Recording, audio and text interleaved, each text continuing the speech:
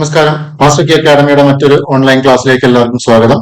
വരാനിരിക്കുന്ന PSC എക്സാമുകൾക്ക് ബയോളജിയിൽ നിന്നുള്ള കുറേയേറെ ടോപ്പിക്കുകളാണ് നമ്മൾ നോക്കിക്കൊണ്ടിരിക്കുന്നത്.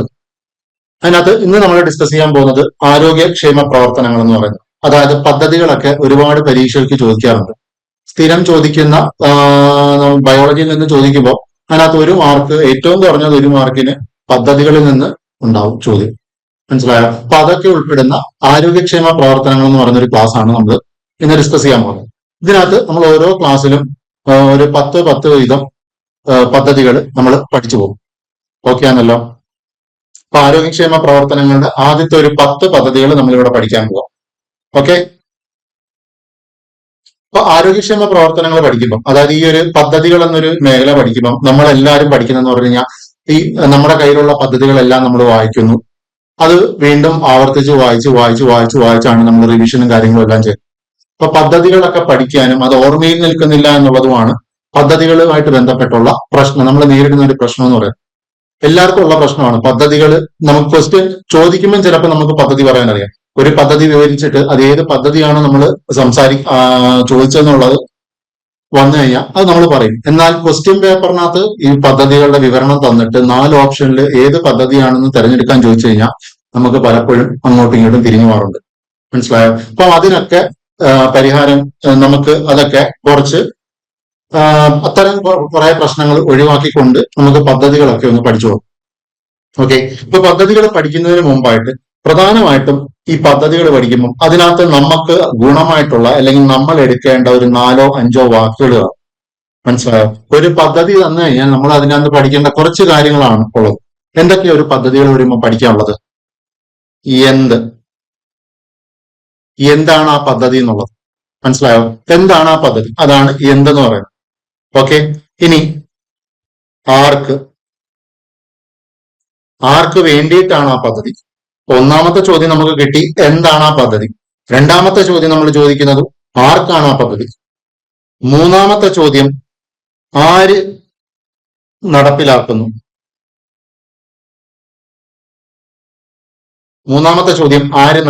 എന്നുള്ളതാണ്. ഓക്കെ. നാലാമത്തെ ചോദ്യം എന്ന് നടപ്പിലാക്കി.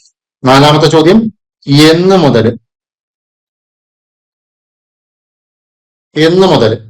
അഞ്ചാമത്തത് നമ്മൾ ബോണസ് എന്ന് പറഞ്ഞൊരു സാധനം വെച്ചേക്കുന്നു. ബോണസ്. ഓക്കെ. നമ്മൾ ഇങ്ങനെ ഒരു 5 ചോദ്യങ്ങൾക്ക് ഉത്തരമാണ് ഒരു പദ്ധതി പഠിക്കുമ്പോൾ നൽകേണ്ടത്. ഓക്കെ. അല്ലാതെ ഒരു പദ്ധതി എടുത്തു വെച്ച് ഒന്നാമത്തെ പദ്ധതി നമ്മൾ ഹെഡിങ് വായിക്കുന്നു, പാരഗ്രാഫ് വായിക്കുന്നു. രണ്ടാമത്തെ ഹെഡിങ് വായിക്കുന്നു, പാരഗ്രാഫ് വായിക്കുന്നു. മൂന്നാമത്തത് വായിക്കുന്നു, പാരഗ്രാഫ് വായിക്കുന്നു. അത്തരത്തിൽ പഠിച്ചു കഴിഞ്ഞാൽ ഇത് പിന്നീട് വീണ്ടും അങ്ങോട്ടും ഇങ്ങോട്ടും തിരിഞ്ഞു പോകും. ഓക്കെ. പിന്നീട് റിവിഷൻ ചെയ്യാനുള്ള ഏറ്റവും എളുപ്പ വഴി എന്ന് പറഞ്ഞു കഴിഞ്ഞാൽ നിങ്ങൾ 2020 മുതൽ 24 വരെ അല്ലെങ്കിൽ 25 വരെ നടന്നിട്ടുള്ള പരീക്ഷകളിൽ ബയോളജിയിൽ നിന്നും ചോദിച്ചിട്ടുള്ള ഈ പദ്ധതികളുടെ ചോദ്യങ്ങൾ വെച്ച് വേണം റിവിഷൻ ചെയ്യാൻ. കാരണം നമ്മൾ റിവിഷൻ ചെയ്യാന്ന് പറയുന്നത് നമ്മൾ എഴുതിയേക്കുന്ന ആ ഓർഡറിൽ തന്നെയാണ് നമ്മൾ വീണ്ടും വായിക്കുന്നത്.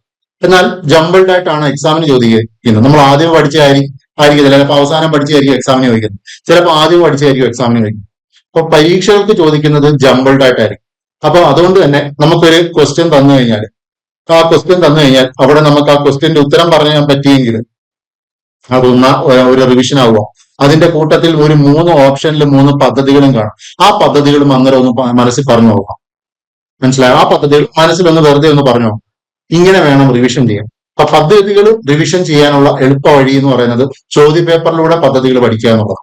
ഒരു വട്ടം നമ്മുടെ കയ്യിലുള്ള പദ്ധതികളെല്ലാം എടുത്തു വെച്ച് നമ്മൾ ഒരു റൗണ്ട് നല്ല വൃത്തിക്ക് ഇരുന്ന് പഠിക്കുന്നു. അതിനുശേഷം റിവിഷൻ ചെയ്യാൻ വേണ്ടിയിട്ട് നമ്മൾ ചോദ്യപേപ്പറുകളെ ആശ്രയിക്കുക. ക്ലിയർ ആണല്ലോ? ഇതാണ് ഒരു വഴി. അതായത് നമുക്ക് തിരിഞ്ഞു പോകുന്നു എന്ന പ്രശ്നം പരിഹരിക്കാനുള്ള ഒരു വഴിയാണ് ഞാൻ ഈ പറഞ്ഞത്. ഓക്കെ.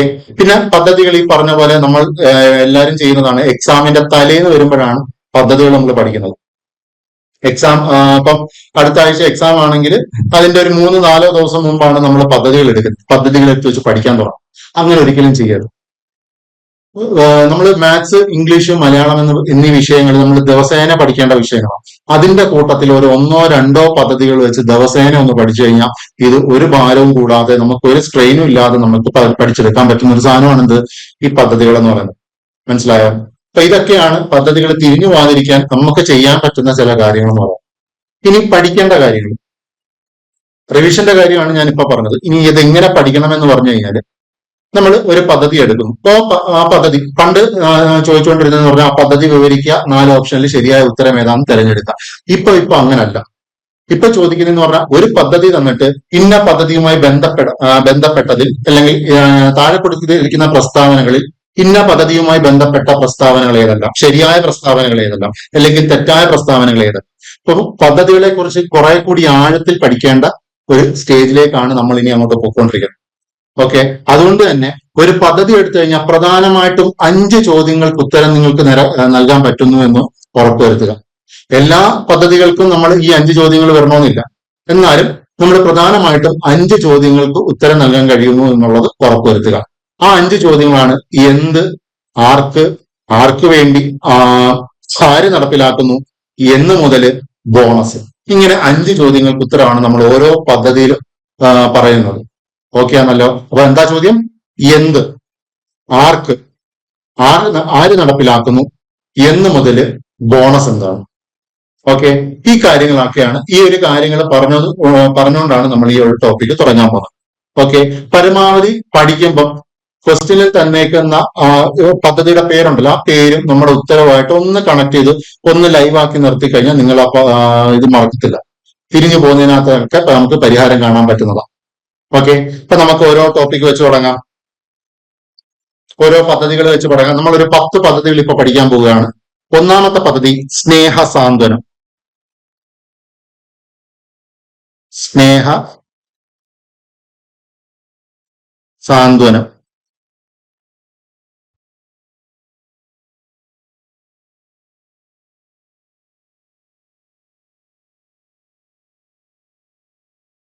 സ്നേഹ സാന്ത്വനം ഒന്നാമത്തെ പദ്ധതിയാണ് സ്നേഹ സാന്ത്വനം എന്നുള്ളത്. ഓക്കെ ആണല്ലോ? നമുക്ക് നോക്കാം.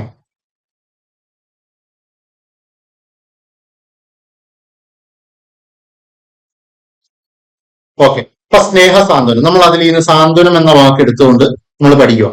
സ്നേഹ സാന്ത്വനം. ആദ്യത്തെ ചോദ്യം എന്ത് വരുന്നത്? എന്താണ് ആ പദ്ധതി? ഓക്കെ, ആ ചോദ്യം ഓർഡറിൽ തന്നെ പഠിക്കണമെന്ന് നിർബന്ധമൊന്നുമില്ല. നമ്മൾ പറയുന്നതിന്റെ ആ ഒരു ഫ്ലോയിൽ അങ്ങ് പറഞ്ഞു പോയാൽ മതി. ഓക്കെ, അപ്പം സാന്ത്വനം കൊടുക്കുകയാണ് അല്ലെ? സ്നേഹ സാന്ത്വനം. ആർക്ക് സാന്ത്വനം കൊടുക്കുന്നു? മനസ്സിലായോ? ഒന്നാമത്തെ ചോദ്യമാണ് ആർക്ക്. ആർക്ക് സാന്ത്വനം കൊടുക്കുന്നു എന്ന് ചോദിച്ചു കഴിഞ്ഞാൽ ആർക്ക് സാന്ത്വനം, ആർക്കാ സാന്ത്വനം കൊടുക്കുന്നത്? എൻഡോസൾഫാൻ ദുരിതബാധിതർ.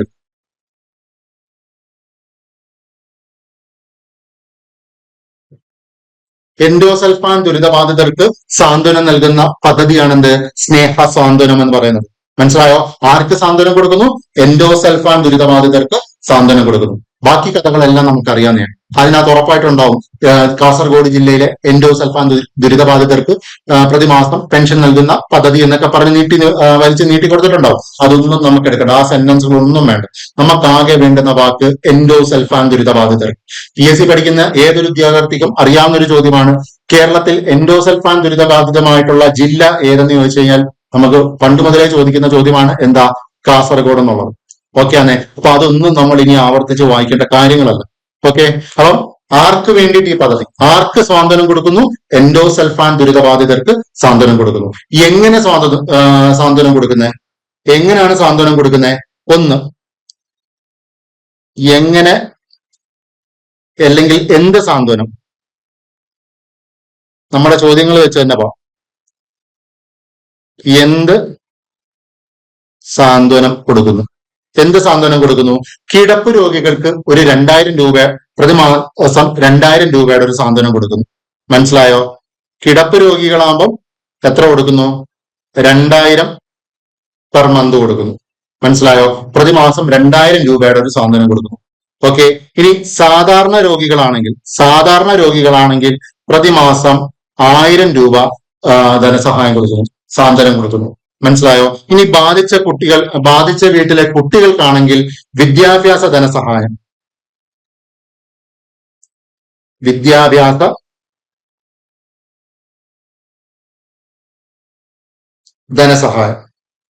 മനസ്സിലായോ? ഇതാണ് സ്നേഹ സാന്ത്വനം. ഓക്കെ ആണേ? ഇപ്പൊ സ്നേഹ സാന്ത്വനം ആർക്ക് സാന്ത്വനം കൊടുക്കുന്നു? കാസർഗോഡ് ജില്ലയിലെ, അതൊന്നും വേണ്ട, ആർക്ക് സാന്ത്വനം കൊടുക്കുന്നു? എൻഡോസൾഫാൻ ദുരിതബാധിതർക്ക് സാന്ത്വനം കൊടുക്കുന്നു. എന്ത് സാന്ത്വനം കൊടുക്കുന്നു? കിടപ്പ് രോഗികൾക്ക് 2000 രൂപ വെച്ച് പ്രതിമാസം 2000 രൂപയും സാധാരണ രോഗികൾക്ക് പ്രതിമാസം 1000 രൂപയും ബാധിച്ച കുടുംബത്തിലെ കുട്ടികൾക്ക് വിദ്യാഭ്യാസ ധനസഹായവും നൽകുന്നു. ഇതാണ് സ്നേഹസാന്ത്വന പദ്ധതി. അതോ സെറ്റാണ്? സ്നേഹസാന്ത്വന പദ്ധതി സെറ്റാണല്ലോ. നമുക്ക് ആ സ്ലൈഡ് ഒന്ന് നോക്കാം. സ്നേഹസാന്ത്വനം ആർക്ക് സാന്ത്വനം കൊടുക്കുന്നു? എൻഡോസൾഫാൻ ദുരിതബാധിതർക്ക് സാന്ത്വനം കൊടുക്കുന്നു. ഓക്കെ ആണ്. എന്ത് സാന്ത്വനം കൊടുക്കുന്നത്? ശയ്യാവലംബരായ രോഗികൾക്ക്, അതായത് കിടപ്പ് രോഗികൾക്ക് പ്രതിമാസം 2000 രൂപയും സാധാരണ രോഗികൾക്ക് പ്രതിമാസം 1000 രൂപയും കുടുംബത്തിലെ കുട്ടികൾക്ക് വിദ്യാഭ്യാസ ധനസഹായവും. മനസ്സിലായോ? 1, 2, 3, 4 4 വാക്കിൽ നമുക്ക് ഉത്തരം കിട്ടിയേ. 4 വാക്ക് പഠിച്ചാൽ മതി നമുക്ക് സ്നേഹസാന്ത്വനം എന്താണെന്ന് പഠിക്കാം. ഓക്കെ. അപ്പൊ സ്നേഹസാന്ത്വനം ആർക്ക് സാന്ത്വനം കൊടുക്കുന്നു? കാസർഗോഡ് ജില്ലയിലെ എൻഡോസൾഫാൻ ദുരിതബാധിതരുടെ ലിസ്റ്റിൽ ഉൾപ്പെട്ടവർക്ക് പ്രതിമാസം പെൻഷൻ നൽകുന്ന പദ്ധതിയാണ് എന്ത്? സ്നേഹ സാന്ത്വനം എന്ന് പറയുന്നത്. ഓക്കെ. ഇനി എങ്ങനെയൊക്കെയാണ് പെൻഷൻ നൽകുന്നത്? ശയ്യാവലംബരായ രോഗികൾക്ക്, അതായത് കിടപ്പ് രോഗികൾക്ക് പ്രതിമാസം 2000 രൂപയും സാധാരണ രോഗികൾക്ക് പ്രതിമാസം 1000 രൂപയും. ഇനി കുടുംബത്തിലെ ബാധിതരായ കുടുംബത്തിലെ കുട്ടികൾക്ക് വിദ്യാഭ്യാസ ധനസഹായം നൽകുന്നു. ഓക്കെ ആണല്ലോ. സ്നേഹസാന്ത്വനം പഠിച്ചോ. അപ്പം ഇനി അടുത്ത നമുക്ക് പോകുന്നു ശ്രുതി തരംഗം. അടുത്ത പദ്ധതിയാണ് എന്ത്? ശ്രുതി തരംഗം. ഓക്കെ. അടുത്ത പദ്ധതി, രണ്ടാമത്തെ പദ്ധതി നമ്മൾ പഠിക്കുന്നു ശ്രുതി തരംഗം. ഓക്കെ ആണേ. എന്താണ് ആ പദ്ധതി? ശ്രുതി തരംഗം. ഒന്നാമത്തെ ചോദ്യം, എന്ത് പദ്ധതിയാ? കോക്ലിയ ഇംപ്ലാന്റേഷൻ നൽകുന്ന പദ്ധതി. മനസ്സിലായോ? അപ്പൊ എന്ത് പദ്ധതി എന്ന് വെച്ച് കഴിഞ്ഞാൽ കോക്ലിയ ഇംപ്ലാന്റേഷൻ ചെയ്യുന്നു. ആർക്ക്? 5 വയസ്സിന് താഴെയുള്ള കുട്ടികൾക്ക്. മനസ്സിലായോ? 5 വയസ്സ് വരെയുള്ള കുട്ടികൾക്ക്. ഓക്കെയാണ്. അപ്പൊ ശ്രുതി തരംഗം എന്ത് പദ്ധതിയാ? കോക്ലിയ ഇംപ്ലാന്റേഷൻ എന്ന പദ്ധതി. കോക്ലിയ ഇംപ്ലാന്റേഷൻ ചെയ്യാനുള്ള പദ്ധതി. ഓക്കെയാണ്. ആർക്ക് വേണ്ടി? 5 വയസ്സിന് താഴെയുള്ള അല്ലെങ്കിൽ 5 വയസ്സ് വരെയുള്ള കുട്ടികൾക്ക് വേണ്ടി. ക്ലിയർ ആണല്ലോ. ഇനി ഇതിനകത്ത് എന്തെങ്കിലും ബോണസ് ആയിട്ട് കൊടുക്കുന്നുണ്ടോ? അടുത്ത ചോദ്യമാണ്, ഇതിനെന്തെങ്കിലും ബോണസ് ഉണ്ടോ എന്ന് ചോദിച്ചു കഴിഞ്ഞാൽ ഒരു ബോണസ് ഉണ്ട്. ഈ സാധാരണ കേൾവി ശക്തി ഇല്ലാത്ത, കേൾവിക്ക് തകരാറുള്ളവർക്ക് അവരുടെ സംസാര ശേഷിക്കും പ്രശ്നം ഉണ്ടാവാം.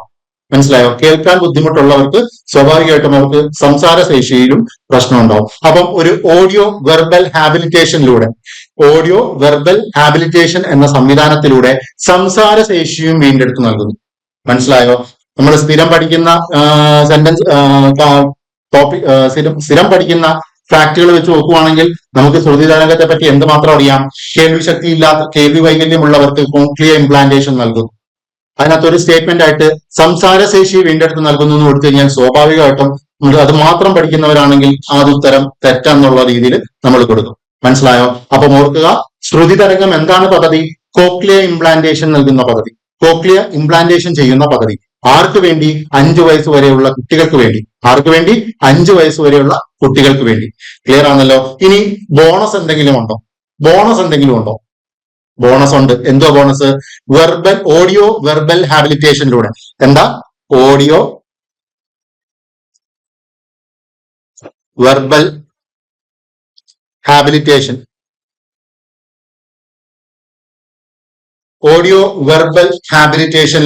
എന്ത് വീണ്ടെടുത്ത് കൊടുക്കുന്നു? സംസാരശേഷി വീണ്ടെടുത്ത് കൊടുക്കുന്നു. ക്ലിയർ ആണല്ലോ. ഇപ്പൊ ശ്രുതി തരംഗവും പഠിച്ചേ. സ്നേഹസാന്ത്വനം ആർക്ക് സാന്ത്വനം കൊടുക്കുന്നു? എൻഡോസൾഫാൻ ബാധിതർക്ക് സാന്ത്വനം കൊടുക്കുന്നു. എന്ത് സാന്ത്വനം കൊടുക്കുന്നു?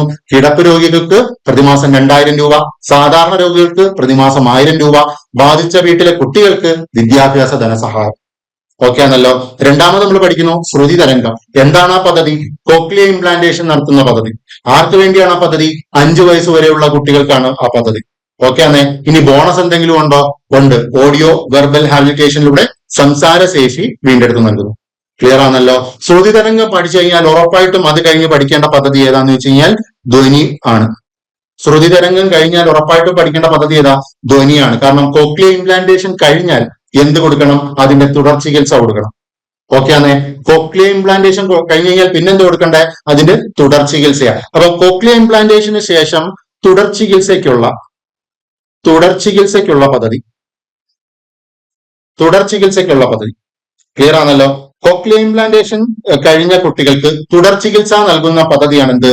ധ്വനി എന്ന് പറയുന്നത്. ഓക്കെ, കോക്ലിയ ഇംപ്ലാന്റേഷന് ശേഷം തുടർ ചികിത്സ നൽകുന്ന പദ്ധതിയാണ് ധ്വനി എന്ന് പറയുന്നത്.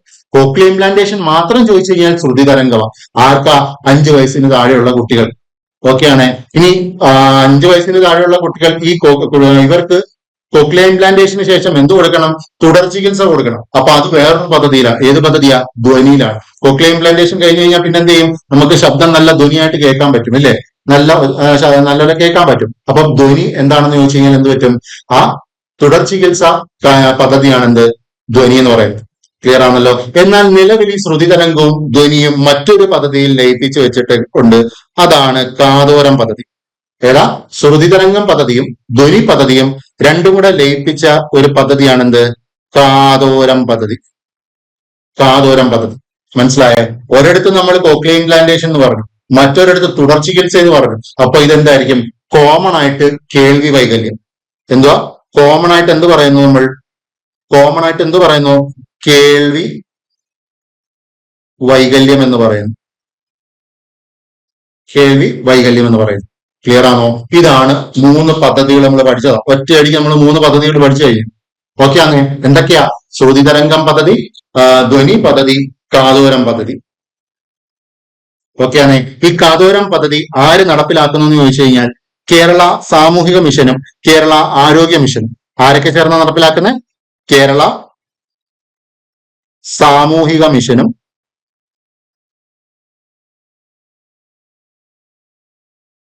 കേരള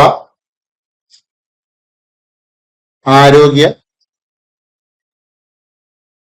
മിഷനുമാണ്. ഓക്കെയാണ്. അതാണ് കാതോരം പദ്ധതി. ക്ലിയർ ആണല്ലോ. അപ്പൊ ഒന്നുകൂടെ പറയാം. ശ്രുതി തരംഗം പദ്ധതി ആർക്ക്? എന്ത് പദ്ധതി? Cochlea implantation. ആർക്ക് വേണ്ടി? 5 വയസ്സ് വരെയുള്ള കുട്ടികൾക്ക് വേണ്ടി. ബോണസ് എന്തെങ്കിലും ഉണ്ടോ? ഒരു ബോണസ് ഉണ്ട്. എന്താ? ഓഡിയോ വെർബൽ ഹാബിലിറ്റേഷനിലൂടെ സംസാരശേഷി വീണ്ടെടുത്ത് കൊടുക്കുന്നു. ഇപ്പൊ ശ്രുതി തരംഗം ഒക്കെയാണ്. ഓക്കെ. ഇനി കോക്ലിയ ഇംപ്ലാന്റേഷൻ കഴിഞ്ഞു കഴിഞ്ഞാൽ എന്ത് നോക്കണം? അതിനുള്ള തുടർ ചികിത്സ നോക്കണം. അപ്പൊ കോക്ലിയ ഇംപ്ലാന്റേഷന് ശേഷമുള്ള തുടർ ചികിത്സ ധ്വനി പദ്ധതി. എന്നാൽ നിലവിൽ ഈ ധ്വനി പദ്ധതിയും ശ്രുതി തരംഗവും എന്തിനകത്ത് ലയിപ്പിച്ചു? കാതോരം പദ്ധതിയിൽ. ഏതാ? കാതോരം പദ്ധതിയിൽ ലയിപ്പിച്ചു. നമ്മൾ ഒരിടത്ത് കോക്ലിയ ഇംപ്ലാന്റേഷൻ പറഞ്ഞു, ഒരിടത്ത് തുടർ ചികിത്സ പറഞ്ഞു. നമ്മൾ അതിനെ രണ്ടിനെയും കൂടെ ചേർത്തുകൊണ്ട് കോമൺ ആയിട്ട് കാതോരത്തിൽ എന്ത് പറയുന്നു? കേൾവി വൈകല്യം എന്ന് പറയുന്നു. ആര് ചേർന്ന് നടപ്പിലാക്കുന്നു? കേരള സാമൂഹിക മിഷനും അതേപോലെ കേരള ആരോഗ്യ മിഷനും ചേർന്ന് നടപ്പിലാക്കുന്ന പദ്ധതിയാണ് എന്ത്? കാതോരം പദ്ധതി.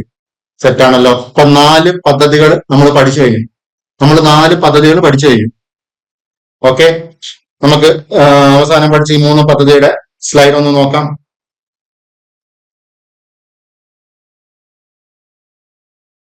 ശ്രുതി തരംഗം എന്താ പദ്ധതിയാ? Cochlea implantation. ആർക്ക് വേണ്ടിയാ?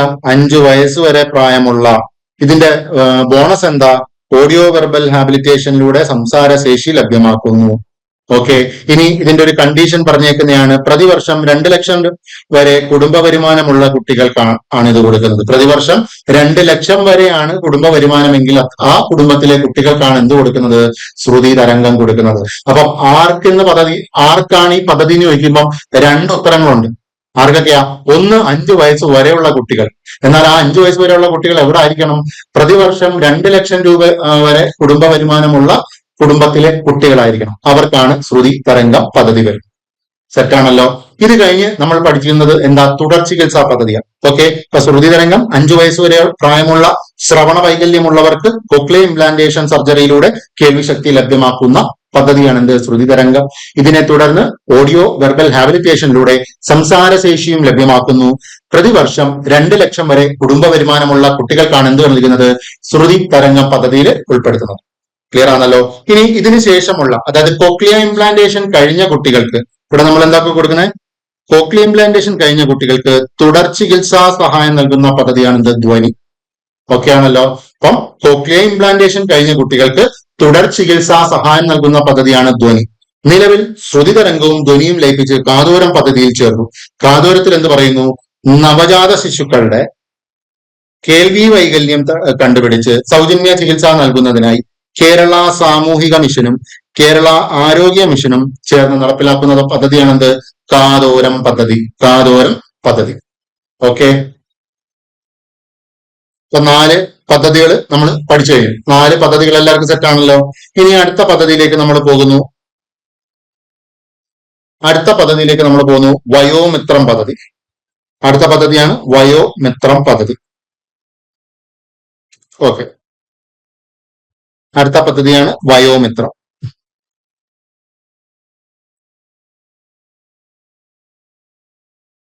ഓക്കെ, വയോമിത്രം ഒരു മിത്രത്തെ പറ്റി പറയുന്ന ഒരു പദ്ധതിയാണ് എന്ത്? വയോമിത്രം എന്ന് പറയുന്നത്, അല്ലയോ? വയോമിത്രമാണ്. മനസ്സിലായോ? ഏതെങ്കിലും പ്രായം ചെന്ന ആളല്ല.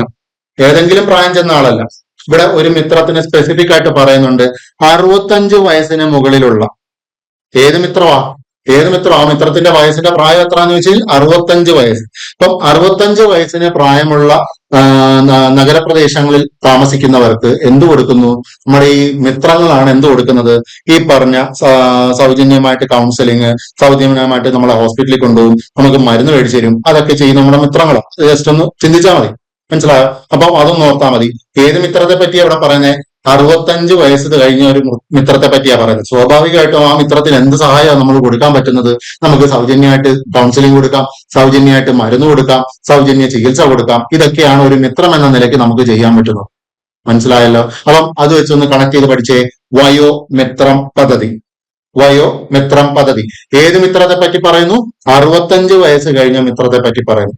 മനസ്സിലായോ? എന്താണ് ആ പദ്ധതി? എന്താ പദ്ധതി? 65 വയസ്സിന് മുകളിലുള്ള പ്രായമായിട്ടുള്ള വ്യക്തികൾക്ക് എന്ത് കൊടുക്കുന്നു? സൗജന്യമായ മൊബൈൽ ക്ലിനിക് സംവിധാനം, കൗൺസിലിംഗ് സംവിധാനം, വൈദ്യസഹായവും സൗജന്യ ചികിത്സാ സഹായവും ഒക്കെ നൽകുന്നതാണ് എന്ത്? ഈ പറഞ്ഞ വയോമിത്ര പദ്ധതി എന്ന് പറയുന്നത്. ഇത് എന്ന് മുതൽ നടപ്പിലാക്കിയെന്ന് വെച്ച് കഴിഞ്ഞാൽ 2012-13 കാലയളവിൽ നടപ്പിലാക്കിയ പദ്ധതിയാണ് എന്ത്? വയോമിത്രം പദ്ധതി എന്ന് പറയുന്നത്. ഓക്കെ ആണല്ലോ. ഇനി ഇതിന് ബോണസ് എന്തെങ്കിലും ഉണ്ടോ? ഒന്നാമത്തെ ചോദ്യം ആർക്ക്, രണ്ടാമത്തെ ചോദ്യം എന്ന്, മൂന്നാമത്തെ ചോദ്യത്തിന് ഉത്തരം നമ്മൾ കൊടുത്തു. എന്താണ് ആ പദ്ധതി? ഇനി 4ാമത്തെ ചോദ്യം ബോണസ് എന്തെങ്കിലും ഉണ്ടോ എന്നുള്ളത്. ബോണസ് ഉണ്ട്. എന്താ ഇവിടുത്തെ ബോണസ്? കിടപ്പ് രോഗികളുടെ വീട്ടിൽ പോയി പാലിയേറ്റീവ് ഹോം കെയർ ഫെസിലിറ്റി സംവിധാനം ഒരുക്കുന്നു. ആര്? വയോമിത്രം പദ്ധതിയിലൂടെ. മനസ്സിലായോ? എന്റെ മിത്രത്തിന് 65 വയസ്സായി, ഇങ്ങോട്ട് വരാൻ പറഞ്ഞാൽ ശരിയാണോ? അല്ല. അപ്പം വീട്ടിൽ പോയാണ് ചെയ്യേണ്ടത്, അല്ലയോ? ഇങ്ങോട്ട് വരാൻ പറയുന്നത് ശരിയല്ല. അപ്പൊ നമ്മൾ എന്ത് പറയും? വീട്ടിൽ പോയാണ് കാണുന്നത്. മനസ്സിലായി? കാരണം ഇവിടെ എടുത്തു പറയുന്നുണ്ട് 65 വയസ്സിന് എടുത്തു പറയുന്ന ഒരു മിത്രം. അപ്പൊ ആ മിത്രത്തിനോട് നമ്മൾ ഇങ്ങോട്ട് വരാൻ പറയുന്നത് ശരിയല്ല, നമ്മൾ അങ്ങോട്ട് പോയി ചികിത്സ കൊടുക്കും. അപ്പൊ കിടപ്പ് രോഗികളുടെ വീട്ടിൽ പോയി പാലിയേറ്റീവ് ഹോം കെയർ സംവിധാനം, പാലിയേറ്റീവ് ഹോം കെയർ സംവിധാനം ഒരുക്കുന്നതും ഏത് പദ്ധതിയുടെ കീഴിൽ വരും? വയോമിത്രം പദ്ധതിയുടെ കീഴിൽ വരും. ഒരു ബോണസും കൂടെ നമ്മൾ കൊടുക്കുന്നു. എന്തുവാ? സൗജന്യ ആംബുലൻസ് സേവനവും നൽകുന്നു. ഓക്കെ. വയോമിത്ര എന്താ പദ്ധതി? സൗജന്യമായിട്ട് കൗൺസിലിംഗ്, വൈദ്യ സഹായം, സൗജന്യ മരുന്നുകൾ ഒക്കെ കൊടുക്കുന്ന ഒരു പദ്ധതിയാണ് എന്ത്? വയോമിത്രം. ഏത് മിത്രത്തിനാ കൊടുക്കുന്നത്? 65 വയസ്സ് കഴിഞ്ഞ മിത്രത്തിനാ കൊടുക്കുന്നത്. ഓക്കെ. എന്ന് മുതൽ കൊടുക്കാൻ തുടങ്ങി? 2012-13 കാലയളവ് തൊട്ട് കൊടുക്കാൻ തുടങ്ങി. ഇനി ബോണസ് എന്തൊക്കെയാ? കിടപ്പ് 65 എന്ന് എടുത്തു പറഞ്ഞ ഒരു മിത്രം. അപ്പൊ സ്വാഭാവികമായിട്ട് നമ്മൾ അവിടെ പോയി കാണുന്നു. എന്തുവാ? പാലിയേറ്റീവ് ഹോം കെയർ സംവിധാനം നൽകുന്നു, സൗജന്യ ആംബുലൻസ് സർവീസ് നൽകുന്നു. ഇതാണ് വയോമിത്രം പദ്ധതി എന്ന് പറയുന്നത്. ഓക്കെ. ഇനി അങ്ങോട്ട് വരുമ്പോ വയോമധുരം വരുന്നുണ്ട്, വയോമിത്രം, അങ്ങനെ വയോ ചേർത്ത് ഒരു 3-4 പദ്ധതികൾ നമ്മൾ പഠിക്കുന്നുണ്ട്. ഓക്കെ. അപ്പൊ പിരിഞ്ഞു പോകാതിരിക്കാൻ വേണ്ടിയിട്ട് ഇവിടെ നമ്മൾ സ്പെസിഫിക് ആയിട്ട് മിത്രത്തിന്റെ പ്രായം പറയുന്നുണ്ട്. ഏത് മിത്രം എന്നതിന് ഒരു സ്പെസിഫിക് ആയിട്ടുള്ള ഉത്തരവുണ്ട്. ഏത് മിത്രമാ? 65 വയസ്സ് കഴിഞ്ഞ മിത്രം. അപ്പൊ അതൊന്ന് മനസ്സിൽ വെച്ചേക്കണം. ഓക്കെ. ഇപ്പൊ വയോമിത്രം പദ്ധതി ക്ലിയർ ആണല്ലോ. നമുക്ക് ആ സ്ലൈഡ് ഒന്ന് നോക്കാം. വയോമിത്രം പദ്ധതി 65 വയസ്സിന് മുകളിൽ പ്രായമുള്ളവർക്ക് നഗരപ്രദേശങ്ങളിൽ മൊബൈൽ ക്ലിനിക്ക്, കൗൺസിലിംഗും വൈദ്യസഹായവും മരുന്നും സൗജന്യമായി നൽകുന്ന പദ്ധതി എന്ന് നടപ്പിലാക്കി? 2012-13 മുതൽ നടപ്പിലാക്കി. എന്തുവാ? കിടപ്പ് രോഗികളുടെ വീട്ടിൽ പോയി പാലിയേറ്റീവ് ഹോം കെയർ സംവിധാനം കൊടുക്കുന്നു, സൗജന്യ ആംബുലൻസ് സേവനം നൽകുന്നു. ഇതാണ് എന്ത്? വയോമിത്രം പദ്ധതി. അപ്പൊ 5 പദ്ധതികൾ നമ്മൾ പഠിച്ചു. 5 പദ്ധതികൾ നമ്മൾ പഠിച്ചു. ഏതൊക്കെയാ? ഒന്നാമത് പഠിച്ച സ്നേഹ സാന്ത്വനം. ആർക്ക് സാന്ത്വനം കൊടുക്കുന്നു? എൻഡോസൾഫാൻകാർക്ക് സാന്ത്വനം കൊടുക്കുന്നു. എന്ത് സാന്ത്വനം കൊടുക്കുന്നു? കിടപ്പ് രോഗികളാണെങ്കിൽ 2000 രൂപ വെച്ച് പ്രതിമാസം 2000 രൂപ വെച്ച്, സാധാരണ രോഗികളാണ് മാസം 1000 വെച്ച്, ബാധിച്ച വീട്ടിലെ കുട്ടികൾക്ക് വിദ്യാഭ്യാസ ധനസഹായം. ഒന്നാമത്തെ മാറ്റി വെച്ചോ. രണ്ടാമത്തത് ശ്രുതി തരംഗം. എന്ത് പദ്ധതി? കൊക്ലിയർ ഇംപ്ലാന്റേഷൻ. ആർക്ക് വേണ്ടി? 5 വയസ്സിന് വരെയുള്ള കുട്ടികൾക്ക്. ബോണസ് എന്തെങ്കിലും ഉണ്ടോ? ഓഡിയോ വെർബൽ ഹാബിലിറ്റേഷനിലൂടെ സംസാരശേഷി വീണ്ടെടുക്കും. അതിനുശേഷം ഉള്ള തുടർ ചികിത്സ ധ്വനി പദ്ധതി. ധ്വനിയും ശ്രുതി തരംഗവും ലയിച്ച് കാതോരം. കാതോരത്തിൽ കോമൺ ആയിട്ട് നമ്മൾ പറയുന്നു കേൾവി വൈകല്യം ബാധിച്ച. ഇത് നടപ്പിലാക്കുന്നത് കേരള സാമൂഹ്യ മിഷനും കേരള ആരോഗ്യ മിഷനും കൂടെ ചേർന്നാണ് കാതോരം പദ്ധതി നടപ്പിലാക്കുന്നത്. പ്രത്യേകിച്ചും നവജാത ശിശുക്കളുടെ കേൾവി വൈകല്യമാണ് ഇതിനകത്ത് പറയുന്നത് കാതോരം പദ്ധതിയിൽ പറയുന്നത്. ഓക്കെ. പിന്നീട് പഠിച്ചതാണ് വയോമിത്രത്തെ പറ്റി. ഒരു മിത്രത്തെ പറ്റിയാ പഠിച്ചത്. ഏത് മിത്രത്തെ പറ്റി? 65 വയസ്സ് കഴിഞ്ഞിട്ടുള്ള ഒരു മിത്രത്തെ പറ്റി. ആ മിത്രത്തിന് എന്തൊക്കെ കൊടുക്കുന്നുണ്ട്? നഗരപ്രദേശങ്ങളിൽ മൊബൈൽ ക്ലിനിക്കും സൗജന്യ മൊബൈൽ ക്ലിനിക്കും കൗൺസിലിങ്ങും സൗജന്യ ചികിത്സ, സൗജന്യ മരുന്നും ഒക്കെ നൽകുന്ന ഒരു പദ്ധതിയാണ് എന്ത്? വയോമിത്രം. എന്ന് മുതൽ? 2012-13 മുതൽ. എന്തൊക്കെയാ ബോണസ്? പാലിയേറ്റീവ് ഹോം കെയർ സംവിധാനം. പാലിയേറ്റീവ് ഹോം കെയർ സംവിധാനം കൊടുക്കുന്നത് തന്നെ ആർക്ക് വേണ്ടിയിട്ടാ? കിടപ്പ് രോഗികൾക്ക്. അപ്പൊ അത് നമ്മൾ നീട്ടിപ്പിടിച്ച് പഠിക്കണ്ട. പാലിയേറ്റീവ് ഹോം കെയർ സംവിധാനം കൊടുക്കുന്നു. പിന്നെന്തുവാ? സൗജന്യ ആംബുലൻസ് സേവനവും നൽകുന്നു. അപ്പൊ 5 പദ്ധതികൾ സെറ്റാണല്ലോ. 5 പദ്ധതികളൊക്കെയാണ്.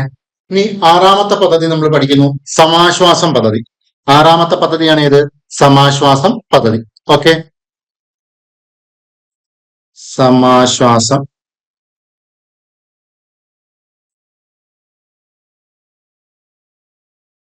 പദ്ധതി. ഓക്കെ. സമാശ്വാസം പദ്ധതി. ഈ പദ്ധതി ഒരു 4 പേർക്ക് ആശ്വാസം കൊടുക്കുന്ന പദ്ധതിയാണ് എന്ത്? സമാശ്വാസം പദ്ധതി. ആ 4 പേര് നമ്മൾ ഓർഡറിൽ തന്നെ പഠിക്കണം. മനസ്സിലായോ? 4 പേർക്ക് ആശ്വാസം കൊടുക്കുക, ഇല്ലയോ? ഒന്നാമത്തെ ആള്, രണ്ടാമത്തെ ആള്, മൂന്നാമത്തെ ആള്, 4ാമത്തെ ആള്. ഓക്കെ. ഇപ്പൊ 4 പേർക്ക് ആശ്വാസം കൊടുക്കുന്ന പദ്ധതിയാണ് എന്ത്? സമാശ്വാസം പദ്ധതി. മനസ്സിലായോ? ഒന്നാമത്തെ ആശ്വാസം ആർക്കെന്ന് ചോദിച്ചു കഴിഞ്ഞാൽ വൃക്ക തകരാറിലായവർ. വൃക്ക തകരാറിലായവർ. ഓക്കെ. ഒന്നാമത്തെ ആശ്വാസം ആർക്കാ? വൃക്ക തകരാറിലായവർ. ഓക്കെ. രണ്ടാമത്തെ ആശ്വാസം വൃക്ക മാറ്റിവെക്കാൻ. വൃക്ക മാറ്റിവെക്കാൻ വേണ്ടിയിട്ട് കൊടുക്കുന്ന ഒരു ആശ്വാസം. ഓക്കെ. മൂന്നാമത്തെ ആശ്വാസം എന്ന് പറഞ്ഞു കഴിഞ്ഞാൽ ഹീമോഫീലിയക്കാർക്ക് കൊടുക്കുന്ന ആശ്വാസം. 4ാമത്തെ ആശ്വാസം എന്ന് വെച്ച് കഴിഞ്ഞാൽ സിക്കിൾ സെൽ അനീമിയ അല്ലെങ്കിൽ അരിവാൾ രോഗം.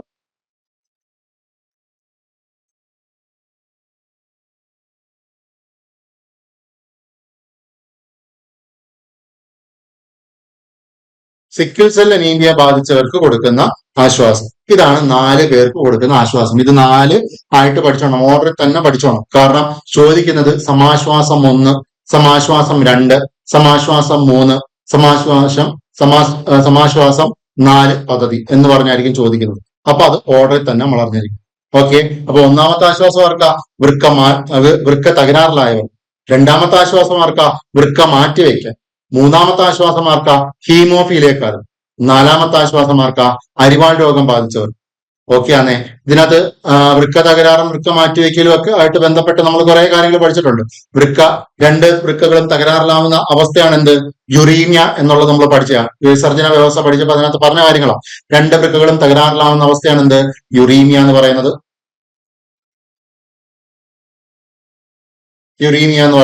അതേപോലെ തന്നെ വൃക്ക മാറ്റിവെക്കൽ ശസ്ത്രക്രിയ ആദ്യമായിട്ട് നടത്തിയ അല്ലെങ്കിൽ ആദ്യമായിട്ട് മാറ്റിവെക്കപ്പെട്ട അവയവമാണ് എന്ത്? വൃക്ക. അത് മാറ്റിവെച്ചത് ആരാ? ജോസഫ് ഇ മുറയാണ് ആദ്യമായിട്ട് വൃക്ക മാറ്റിവെക്കൽ ശസ്ത്രക്രിയ നടത്തിയത്. പിന്നെ അതേപോലെ തന്നെ ഹീമോഫീലിയ എന്തുവാന്ന് ചോദിച്ചു കഴിഞ്ഞാൽ രക്തം കട്ട പിടിക്കാതെ വരുന്ന പ്രശ്നമാണ്. അതായത് നമുക്ക് അറിയാം, രക്തം കട്ട പിടിക്കാൻ സഹായിക്കുന്ന പ്രോട്ടീനുകളാണ് ഫൈബ്രിനോജൻ എന്ന് പറയുന്നത്. മനസ്സിലായോ? ഫൈബ്രിനോജൻ ആണ് നമ്മുടെ രക്തം കട്ട പിടിക്കാൻ സഹായിക്കുന്ന പ്രോട്ടീൻ. ഈ പ്രോട്ടീന്റെ ജീനുകൾക്ക് തകരാറ് സംഭവിക്കുമ്പോൾ എന്ത് പറ്റും? രക്തം കട്ട പിടിക്കാതാവും. അതായത് രക്തത്തിൽ നമുക്ക് ചെറിയ മുറിവുണ്ടായാൽ പോലും അതിൽ നിന്ന് അമിതമായിട്ട് രക്തസ്രവം ഉണ്ടാവും. മനസ്സിലായോ? അതാണ് ഹീമോഫീലിയ. ക്ലിയർ ആണല്ലോ. നമ്മൾ വിറ്റാമിൻസ് പഠിച്ചപ്പോൾ പറഞ്ഞായിരുന്നു, വിറ്റാമിൻ കെയുടെ അപര്യാപ്ത രോഗമായിട്ട് നമ്മൾ ഇപ്പോഴും ഒരുപാട് ആൾക്കാർക്ക് തെറ്റുന്ന ഒരു ചോദ്യമാണ് ഹീമോഫീലിയ എന്ന് എഴുതി വരും. മനസ്സിലായോ? യഥാർത്ഥത്തിൽ ഹീമോഫീലിയ എന്ന് പറയുന്ന ഒരു ഡെഫിഷ്യൻസി ഡിസീസ് അല്ല, അതൊരു ജനിതക രോഗമാണ്. മനസ്സിലായോ? എന്ത് ജനിതക രോഗം? രക്തം കട്ടപിടിക്കാൻ സഹായിക്കുന്ന പ്രോട്ടീന്റെ ജീനിന് തകരാറ് സംഭവിക്കുന്നത് മൂലം ഉണ്ടാവുന്നതാണ് ഹീമോഫീലിയ. ആദ്യമായിട്ട് ഇംഗ്ലണ്ടിലെ രാജകുടുംബത്തിലൊക്കെ വന്നതുകൊണ്ട് ഇതിനെ രാജകീയ രോഗം എന്നൊക്കെ അറിയപ്പെടുന്നു. ഓക്കെ, രാജകീയ രോഗം എന്നൊക്കെ പറഞ്ഞ് അറിയപ്പെടുന്നു. പിന്നെ വരുന്നത് അരിവാൾ രോഗം അല്ലെങ്കിൽ സിക്കിൾ സെൽ അനീമിയ. അതും ഈ പറഞ്ഞ പോലെ ഒരു ജനിതക രോഗമാണ്. മനസ്സിലായോ? അരിവാൾ രോഗം അല്ലെങ്കിൽ സിക്കിൾ സെൽ അനീമിയ എന്ന് പറഞ്ഞു കഴിഞ്ഞാൽ നമ്മുടെ ആർ ബി സിയിലെ ഹീമോഗ്ലോബിന്റെ അറേഞ്ച് ചെയ്തേക്കുന്ന ഏറ്റവും ബേസിക് ആയിട്ടുള്ള മോളിക്യൂൾസ് ആണ് അമിനോ ആസിഡ് എന്ന് പറയുന്നത്. മനസ്സിലായോ? ഇപ്പൊ ആർ ബി സിയുടെ ക്രമീകരണത്തിന്റെ ഏറ്റവും അടിസ്ഥാന ഘടകമായിട്ടുള്ള സാധനമാണ് എന്ത്?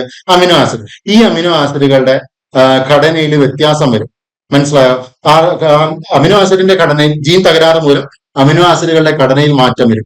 അമിനോ ആസിഡിന്റെ ഘടന മാറിക്കഴിഞ്ഞാൽ ആർ ബി സിയുടെ ആകൃതി മാറും. അതായത് ആർ ബി സി ഡിസ്ക് ആകൃതിയിലുള്ള ആർ ബി സി എന്തായിട്ട് മാറും?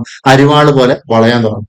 മനസ്സിലായോ? ഈ വളഞ്ഞിട്ടുള്ള അരിവാൾ പോലെ വളഞ്ഞ ഈ ആർ ബി സി എല്ലാം രക്തക്കുഴലിൽ അടിഞ്ഞുകൂടി അവിടെ ബ്ലോക്ക് ഉണ്ടാവും.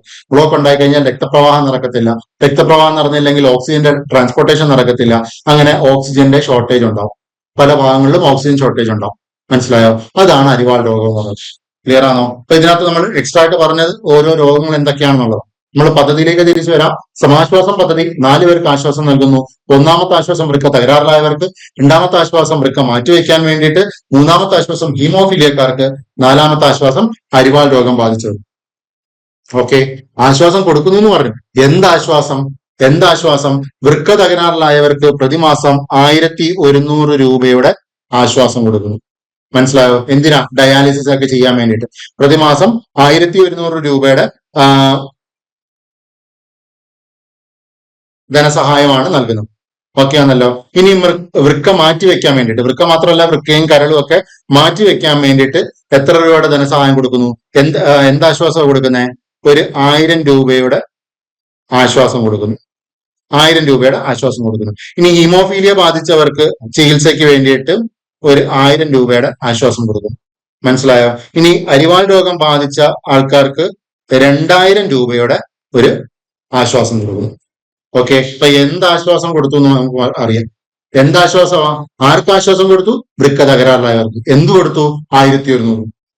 രണ്ടാമത്തത് ആർക്ക് ആശ്വാസം കൊടുത്തേ? വൃക്ക മാറ്റിവെക്കാൻ വേണ്ടിയിട്ട്. എന്ത് കൊടുത്തു? 1000 രൂപ. മൂന്നാമത്തെ ആശ്വാസം ഹീമോഫീലിയക്കാർക്ക് എത്ര കൊടുത്തു? 1000 രൂപ. നാലാമത്തെ ആശ്വാസം അരിവാൾ രോഗം ബാധിച്ചവർക്ക് എത്ര കൊടുത്തു? 2000 രൂപ. ഓക്കെ ആണ്. ഇനി ആർക്കെന്നുള്ള ഒരു കാര്യം കൂടെ വരുന്നുണ്ട്. BPL ആണോ APL ആണോ അങ്ങനെയുള്ള വിഭാഗം വെച്ചുള്ള ഒരു കാര്യവും പറയുന്നുണ്ട്. അപ്പം ഒന്നാമത്തെ ആശ്വാസം, രണ്ടാമത്തെ ആശ്വാസം, മൂന്നാമത്തെ ആശ്വാസം. അപ്പൊ ആദ്യത്തെ 3 ആശ്വാസവും BPLകാർക്കാണ് പ്രധാനമായിട്ടും കിട്ടുന്നത്. മനസ്സിലായോ? ഇത് 3ഉം കിട്ടുന്നത് ആർക്കാ? പ്രധാനമായിട്ടും BPLകാർക്ക്. എന്നാൽ അരിവാൾ രോഗം കിട്ടുന്നത് ആർക്കാന്ന് വെച്ച് കഴിഞ്ഞാൽ, അരിവാൾ രോഗം പൊതുവായിട്ട് കാണപ്പെടുന്നത് ഈ ആദിവാസി വിഭാഗത്തിലെ ആൾക്കാർക്കാണ്. മനസ്സിലായോ? ട്രൈബൽ വിഭാഗത്തിൽപ്പെടുന്ന ആൾക്കാരിലാണ് കൂടുതലായിട്ടും ഈ അരിവാൾ രോഗം കണ്ടുവരുന്നത്. മനസ്സിലായോ? അപ്പൊ സ്വാഭാവികമായിട്ടും അവരുടെ ചികിത്സയ്ക്ക് വേണ്ടിയിട്ട് എന്ത് കൊടുക്കുന്നുണ്ട്? സർക്കാർ ഒരുപാട് പദ്ധതി ആനുകൂല്യങ്ങളും മറ്റും കൊടുക്കുന്നുണ്ട്. ഓക്കെ, ഇവിടെ പറഞ്ഞിരിക്കുന്നത് എന്താ? ഇവിടെ പറയുന്ന ആശ്വാസം നോൺ ട്രൈബൽ വിഭാഗത്തിൽപ്പെടുന്നവർക്ക് അരിവാൾ രോഗം വന്നു കഴിഞ്ഞാൽ അവർക്ക് കൊടുക്കുന്ന ആശ്വാസത്തെ പറ്റിയാണ് ഈ 4ാമത്തെ ആശ്വാസത്തിൽ പറഞ്ഞത്. ട്രൈബൽക്കാർക്ക് എന്തായാലും ആശ്വാസം എന്ന രീതിയിൽ കുറെ ആനുകൂല്യങ്ങളൊക്കെ കൊടുക്കുന്നുണ്ടോ? അത് നമ്മൾ ജനറലി ആയിട്ട് പറയേണ്ട കാര്യമില്ല. മനസ്സിലായോ? ഇത് പൊതുവായിട്ടാണ് അവരിൽ ഉണ്ടാവുന്ന ഒരു പ്രശ്നമായത്. എന്നാൽ സാധാരണ നോൺ ട്രൈബൽ ആയിട്ടുള്ള നോൺ ട്രൈബൽ വിഭാഗത്തിലെ ആൾക്കാർക്ക് എന്ത് കൊടുക്കുന്നു? ഇത് അരിവാൾ രോഗത്തിന്റെ ചികിത്സയ്ക്ക് വേണ്ടിയിട്ട് 2000 രൂപ പ്രതിമാസം ആശ്വാസം കൊടുക്കുന്നു. മനസ്സിലായോ? അതാണ് സമാശ്വാസം പദ്ധതിയിലെ 4ാമത്തെ ആശ്വാസം. ക്ലിയർ ആണല്ലോ? ഓക്കെ ആണ്. ഇപ്പൊ സമാശ്വാസം പദ്ധതി പഠിച്ചു. സമാശ്വാസം പദ്ധതി ആർക്ക്? ഒന്നാമത്തത് ആർക്കാ? വൃക്ക തകരാറിലായവർക്ക് എത്ര കൊടുക്കുന്നു? 1100 കൊടുക്കുന്നു. ആർക്കാ? BPLകാർ. ഓക്കെ, രണ്ടാമത്തത് ആർക്കാ? BPLകാരിൽ വൃക്ക മാറ്റി വെക്കുന്നവർക്ക് എത്ര കൊടുക്കുന്നു? 1000 കൊടുക്കുന്നു. മൂന്നാമത്തത് ആർക്കാ? BPL ഹീമോഫീലിയ ഉള്ളവർക്ക് എത്ര കൊടുക്കുന്നു? 1000 കൊടുക്കുന്നു. നാലാമത്തത് ആർക്കാ? നോൺ ട്രൈബൽ വിഭാഗത്തിൽപ്പെട്ടവർക്ക് നിശ്വാസം കൊടുക്കുന്നു. നോൺ ട്രൈബൽ വിഭാഗത്തിലെ ആൾക്കാർക്ക് സിക്കിൾ സെൽ അനീമിയ വന്നവർ എത്ര കൊടുക്കുന്നു? 2000 രൂപ കൊടുക്കുന്നു. സമാശ്വാസം പദ്ധതി ആ, 4 പഠിച്ചല്ലോ. 4 സമാശ്വാസം പദ്ധതി പഠിച്ചല്ലോ. നമുക്ക് ആ സ്ലൈഡ് ഒന്ന് നോക്കാം. സമാശ്വാസം 1, വൃക്ക തകരാറിലായവർക്ക് മാസത്തിൽ ഒരു തവണ ഡയാലിസിസിന് വേണ്ടി വിധേയരാകുന്ന BPL രോഗികൾക്ക് 1100 രൂപ മാസം ധനസഹായം. സമാശ്വാസം 2, വൃക്ക കരൾ മാറ്റിവെക്കാൻ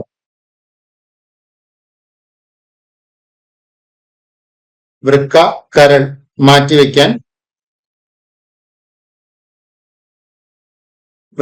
മാറ്റിവെക്കാൻ ശസ്ത്രക്രിയയ്ക്ക് മാസം 1000 രൂപ ധനസഹായം. 4-മത്തത് ഹീമോഫീലിയയും അനുബന്ധ രോഗങ്ങളും ബാധിച്ചവർക്ക് മാസം 1000 രൂപ 1000 രൂപ ധനസഹായം. സമാശ്വാസം 4, അരിവാൾ രോഗം ബാധിച്ച നോൺ ട്രൈബൽ വിഭാഗത്തിലെ ആൾക്കാർക്ക് മാസം 2000 രൂപ ധനസഹായം. ഇതാണ് സമാശ്വാസം പദ്ധതിയിൽ പറയുന്ന കാര്യങ്ങൾ. ഓക്കെ ഓക്കെ ഇനി അടുത്ത പദ്ധതിയാണ് പരിരക്ഷാ പദ്ധതി.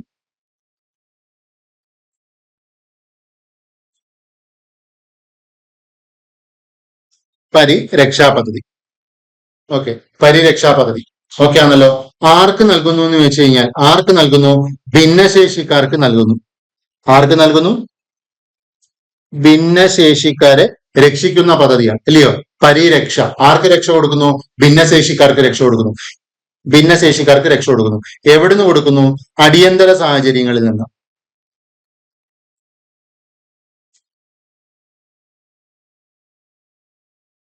അടിയന്തര സാഹചര്യങ്ങളിൽ നിന്നും നൽകുന്നു. മനസ്സിലായോ? അപ്പൊ ആർക്കാ രക്ഷ കൊടുക്കുന്നത്? ഭിന്നശേഷിക്കാർക്ക്. എവിടുന്ന് കൊടുക്കുന്നു? അടിയന്തര സാഹചര്യം. അടിയന്തര സാഹചര്യം എന്ന് ഉദ്ദേശിക്കുന്നത് എന്തുവാ? അക്രമങ്ങള്, അതേപോലെ തന്നെ അപകടങ്ങള്, അതിലൊക്കെ പെടുന്ന ഭിന്നശേഷിക്കാരായവർക്ക് നമ്മൾ രക്ഷ കൊടുക്കുന്ന പദ്ധതിയാണ്. ഇതിനകത്ത് എന്ത് പറയുന്നില്ല? വരുമാന പരിധിയില്ല. ഈ പ്രകൃതി ദുരന്തങ്ങളിലും മറ്റും പെട്ട് എല്ലാം നശിച്ചു പോകുന്നവന് അവർക്കിടയിൽ പാവപ്പെട്ടതെന്നോ പണക്കാരെന്നോ ഒന്നും വേർതിരിവല്ല, ഇല്ലയോ? ഒരു പ്രകൃതി ദുരന്തം വന്നു കഴിഞ്ഞാൽ അവിടുത്തെ ആൾക്കാരെല്ലാം ഒരേപോലെയാണ് നിൽക്കുന്നത്. സമൂഹത്തിലെല്ലാം ഒരേപോലെ നിൽക്കുന്ന ആൾക്കാരാണ്. മനസ്സിലായോ? അതുകൊണ്ട് തന്നെ അത്തരം സാഹചര്യങ്ങളിൽ രക്ഷ കൊടുക്കുന്ന ഈ പരിരക്ഷയിൽ എന്ത് പറയുന്നില്ല?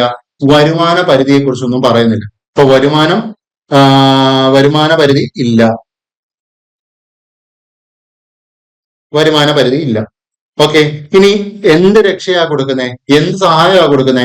25,000 രൂപ വരെ ആർക്ക് കൊടുക്കാം? 25,000 രൂപ വരെ ആർക്ക് കൊടുക്കാമെന്ന് ചോദിച്ചു കഴിഞ്ഞാൽ ജില്ലാ സാമൂഹ്യ നീതി ഓഫീസർക്ക് കൊടുക്കാം. ആർക്കാ? ജില്ലാ സാമൂഹ്യ നീതി ഓഫീസർക്ക് കൊടുക്കാം. മനസ്സിലായോ? ഇനി 25,000 രൂപയിൽ കൂടുതൽ വേണമെങ്കിൽ ആര് കൊടുക്കണം? കളക്ടർ അധ്യക്ഷനായിട്ടുള്ള ഒരു മോണിറ്ററിംഗ് കമ്മിറ്റിയാണ് നൽകുന്നത്.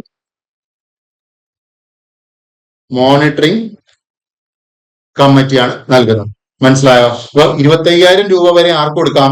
ജില്ലാ സാമൂഹ്യ നീതി ഓഫീസർ കൊടുക്കാം. എന്നാൽ അതിനു മുകളിൽ ആണെങ്കിൽ ആരോട് ചോദിക്കണം? ജില്ലാ കളക്ടർ നേതൃത്വം വഹിക്കുന്ന അല്ലെ ചെയർമാൻ ആയിട്ടുള്ള മോണിറ്ററിംഗ് കമ്മിറ്റിയാണ് ആ ഒരു ഫണ്ട് അനുവദിക്കുന്നത്. മനസ്സിലായല്ലോ? ഇതാണ് പരിരക്ഷാ പദ്ധതി. ഓക്കെ, പരിരക്ഷാ പദ്ധതി ആരെ രക്ഷിക്കുന്നു? ഭിന്നശേഷിക്കാരെ രക്ഷിക്കുന്നു. എവിടുന്ന് രക്ഷിക്കുന്നു? അടിയന്തര സാഹചര്യങ്ങളിൽ നിന്ന് രക്ഷിക്കുന്നു. അവർക്ക് വരുമാന പരിധി വെച്ചിട്ടാണോ രക്ഷിക്കുന്നത്? അല്ല, എല്ലാരെയും രക്ഷിക്കുന്നു. ഇപ്പൊ വരുമാന പരിധി ഇല്ല. ഓക്കെ, ഇനി നഷ്ടങ്ങൾ ഉണ്ടായവർക്ക് സഹായം കൊടുക്കുന്നു. 25,000 രൂപ വരെ ആർക്ക് കൊടുക്കാം? ജില്ലാ സാമൂഹ്യ നീതി ഓഫീസർക്ക് കൊടുക്കാം. അതിന് മുകളിലോട്ടാണെങ്കിൽ ആര് കൊടുക്കണം? ജില്ലാ കളക്ടർ അധ്യക്ഷനായിട്ടുള്ള അല്ലെങ്കിൽ ചെയർമാൻ ആയിട്ടുള്ള മോണിറ്ററിംഗ് കമ്മിറ്റിയാണ് നൽകുന്നത്. മനസ്സിലായോ? ഇതാണ് പരിരക്ഷ പദ്ധതി എന്ന് പറയുന്നത്. പരിരക്ഷാ പദ്ധതി അടിയന്തര സാഹചര്യം നേരിടേണ്ടി വരുന്ന ഭിന്നശേഷിക്കാർക്ക് സഹായം നൽകും. ഇവിടെ വരുമാന പരിധിയില്ല. 25,000 രൂപ വരെ ജില്ലാ സാമൂഹ്യ നീതി ഓഫീസർക്ക് അനുവദിക്കാം. അതിന് മുകളിലുള്ള തുകയാണെങ്കിൽ ജില്ലാ കളക്ടർ ചെയർമാനായിട്ടുള്ള മോണിറ്ററിംഗ് കമ്മിറ്റി, മൈനോറിറ്റി കമ്മിറ്റി അല്ല, മോണിറ്ററിംഗ് കമ്മിറ്റി.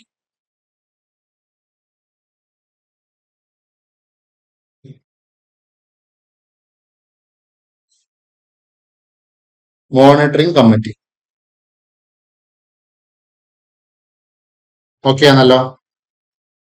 ഓക്കെ, ഇപ്പൊ 4 പദ്ധതികൾ നമ്മൾ പഠിച്ചു. ഏതൊക്കെയാ? ശ്രുതി തര സ്നേഹ സാന്ത്വനം, ശ്രുതി തരംഗം, ധ്വനി, കാതോരം, ആ, വയോമിത്രം, സമാശ്വാസം പദ്ധതി, ഇപ്പം പരിരക്ഷാ പദ്ധതി. 7 പദ്ധതികൾ പഠിച്ചു. ഇനി നമ്മൾക്ക് 3 പദ്ധതികൾ കൂടെ പഠിക്കാനുണ്ട്. ഓക്കെ, അടുത്തതാണ് അമൃതം ആരോഗ്യം പദ്ധതി. അമൃതം ആരോഗ്യം പദ്ധതി.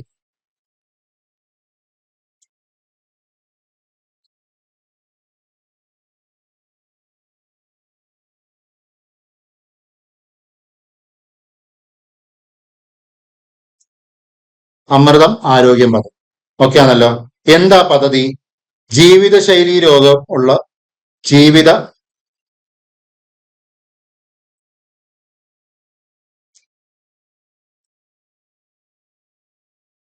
ജീവിതശൈലി രോഗികൾക്ക് സൗജന്യ ചികിത്സാ സഹായം നൽകുന്ന പദ്ധതിയാണെന്ത്? അമൃതം ആരോഗ്യം പദ്ധതി. ജീവിതശൈലി രോഗങ്ങൾക്ക് സൗജന്യ രോഗനിർണയവും ചികിത്സയും ഉറപ്പുവരുത്തുന്ന ആരോഗ്യ പദ്ധതിയാണെന്ത്? അമൃതം ആരോഗ്യം. അപ്പൊ ആർക്ക് വേണ്ടിയിട്ടുള്ളതാ? ജീവിതശൈലി രോഗികൾക്ക്. എല്ലാവർക്കും ഉണ്ടോ? ഇല്ല. 30 വയസ്സിന് മുകളിലുള്ളവർക്കാണ് അമൃതം ആരോഗ്യം പദ്ധതി. മനസ്സിലായോ? ഈ പദ്ധതിയുടെ കീഴിൽ കുറെ ഏറെ പദ്ധതികൾ വരുന്നുണ്ട്. അമൃതം ആരോഗ്യത്തിന്റെ കീഴിൽ കുറെ പദ്ധതികൾ നടപ്പിലാക്കുന്നുണ്ട്. അത് ഏതൊക്കെയാണെന്നുള്ളതും അറിഞ്ഞിരിക്കണം. കാരണം ഈ അടുത്ത് ചോദിച്ചിട്ടുള്ള ചോദ്യമാണ്. താഴെ കൊടുത്തിരിക്കുന്നതിൽ അമൃതം ആരോഗ്യം പദ്ധതിയിൽ ഉൾപ്പെടുന്ന പദ്ധതികൾ ഏതൊക്കെയെന്നുള്ളത് ചോദിച്ചിട്ടുണ്ട്. ഓക്കെ ആണല്ലോ. അപ്പം നമ്മൾ ഓരോ പദ്ധതികൾ പഠിക്കുന്നു. ഒന്നാമത്തത് ശ്വാസ്.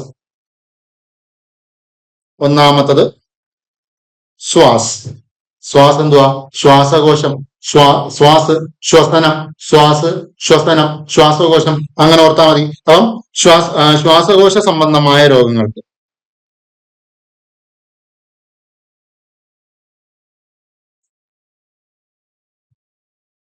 ഓക്കെ ആണല്ലോ. അപ്പൊ ശ്വാസത്തിന് വേണ്ടിയിട്ടുള്ള ശ്വാസകോശ സംബന്ധമായ രോഗങ്ങൾക്ക് വേണ്ടിയിട്ടുള്ളതാണെന്ത്?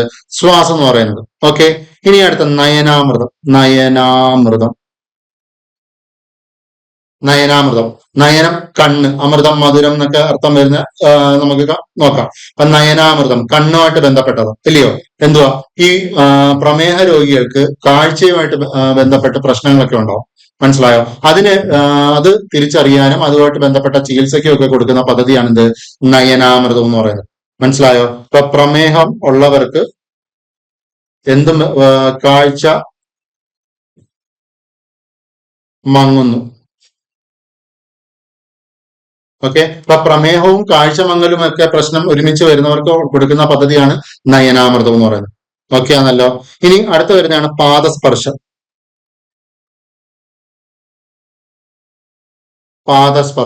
മനസ്സിലായോ? ഇതേപോലെ തന്നെ പ്രമേഹം ഒരു ജീവിതശൈലി രോഗമാണെന്ന് അറിയാം. അപ്പൊ പ്രമേഹം മൂലം ഈ ഷുഗർ ഒക്കെ ഉള്ളവരുടെ കാല് മുറിച്ച് കളയാറുണ്ടെന്നൊക്കെ പറയത്തില്ലേ? അപ്പൊ ഈ പറഞ്ഞ പോലെ പ്രമേഹം ഉള്ളവർക്ക് കാലിന് ഒക്കെ പ്രശ്നം ഉണ്ടാകാറുണ്ട്. അപ്പം അതുമായിട്ട് ബന്ധപ്പെട്ട ചികിത്സയും തുടർ ചികിത്സയും ഒക്കെ വരുന്ന പദ്ധതിയാണ് എന്ത്? ഈ പറഞ്ഞ പാദസ്പർശം. ക്ലിയർ ആണല്ലോ. അപ്പം അമൃതമാരോഗ്യം പദ്ധതിയുടെ കീഴിൽ വരുന്ന 3 പദ്ധതികൾ പഠിച്ചു. ശ്വാസകോശം. ഓക്കെ, നയനാമൃതം, നയനം കണ്ണ്, പ്രമേഹവും കണ്ണും തമ്മിൽ ബന്ധിപ്പിച്ചാണ്. മനസ്സിലായോ? പാദസ്പർശം പ്രമേഹവും പാദവും കാലും തമ്മിൽ ബന്ധിപ്പിച്ചാൽ മതി.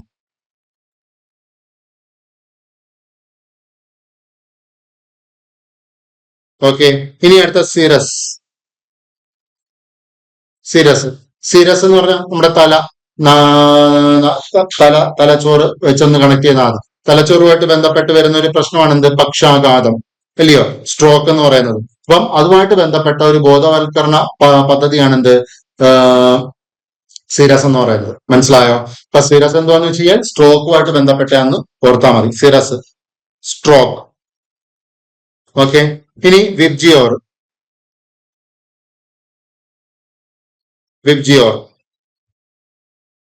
അപ്പൊ വിബ്ജിയോർ എന്ന് പറഞ്ഞു കഴിഞ്ഞാൽ നമുക്കറിയാം നല്ല വർണ്ണാഭരമായ കാലഘട്ടമാണ് നമ്മുടെ കൗമാര കാലഘട്ടം എന്ന് പറയുന്നത് അല്ലയോ? കൗമാര കാലഘട്ടമാണ് നമ്മുടെ ജീവിതത്തിലെ നല്ല കളർഫുൾ ആയിട്ടുള്ള കാലഘട്ടം എന്ന് പറയുന്നത്. അപ്പൊ അത് വെച്ചൊന്ന് കണക്ട് ചെയ്താൽ കൗമാരക്കാരില് ജീവിതശൈലി മൂലമുണ്ടാകുന്ന രോഗങ്ങൾക്ക് പരിഹാരം കാണാൻ വേണ്ടിയിട്ട് അല്ലെ ചികിത്സയ്ക്ക് വേണ്ടിയിട്ട് കൊടുക്കുന്ന പദ്ധതിയാണ് എന്ത്? ഈ പറഞ്ഞ വിബ്ജിയോർ എന്ന് പറയുന്നത്. മനസ്സിലായോ? അപ്പൊ കൗമാരക്കാരില് കൗമാരക്കാരില് തെറ്റായ ജീവിതശൈലി മൂലമുണ്ടാകുന്ന രോഗങ്ങൾക്ക് പരിഹാരം കാണുന്ന പദ്ധതിയാണെന്ത് വിബ്ജിയോർ എന്ന് പറയുന്നത്. അതായത് എന്ത് അല്ലാത്ത പകർച്ചവ്യാധി അല്ലാത്ത രോഗങ്ങളാണെങ്കിൽ പകർച്ചവ്യാധി അല്ലാത്ത രോഗങ്ങൾക്ക് പരിഹാരം കാണുന്നതാണ് എന്ത് വിബ്ജിയോർ എന്ന് പറയുന്നത്. വിബ്ജിയോർ പഠിക്കുമ്പോൾ കൂട്ടത്തിൽ ഒന്ന് ഓർത്തോണം, മഴവില്ല് പദ്ധതിയും കൂടെ ഒന്ന് ഓർത്തു വെച്ചോണം. മഴവില്ല് പദ്ധതി എന്ന് പറഞ്ഞാൽ എന്തുവാ? ട്രാൻസ്ജെൻഡേഴ്സിന് ട്രാൻസ്ജെൻഡേഴ്സിന് കൊടുക്കുന്ന ഒരു സമഗ്ര ആരോഗ്യ സുരക്ഷാ പദ്ധതിയാണ് എന്ത് മഴവില്ല്. അത് നമ്മുടെ അമൃതം ആരോഗ്യം പദ്ധതിയായിട്ട് ഒരു ബന്ധവുമില്ല. മനസ്സിലായി? വിബ്ജിയോർ പറഞ്ഞപ്പം നമ്മൾ എടുത്തു പറഞ്ഞതേ ഉള്ളൂ, കണക്ട് ചെയ്തെന്ന് പറഞ്ഞതേ ഉള്ളൂ മഴവില്ല്. ഓക്കെ, അപ്പൊ വിബ്ജിയോർ എന്തുവാ? വിബ്ജിയോർ എന്ന് പറഞ്ഞു കഴിഞ്ഞാൽ കൗമാരക്കാരില് ശ്വാസകോശ സംബന്ധമായ കൗമാരക്കാരില് തെറ്റായ ജീവിതശൈലി മൂലമുണ്ടാകുന്ന പ്രശ്നങ്ങൾക്ക് പരിഹാരം കാണുന്നതാണെന്ത് വിബ്ജിയോർ എന്ന് പറയുന്നത്. ഓക്കെ, അവസാനത്തത് അഭയം.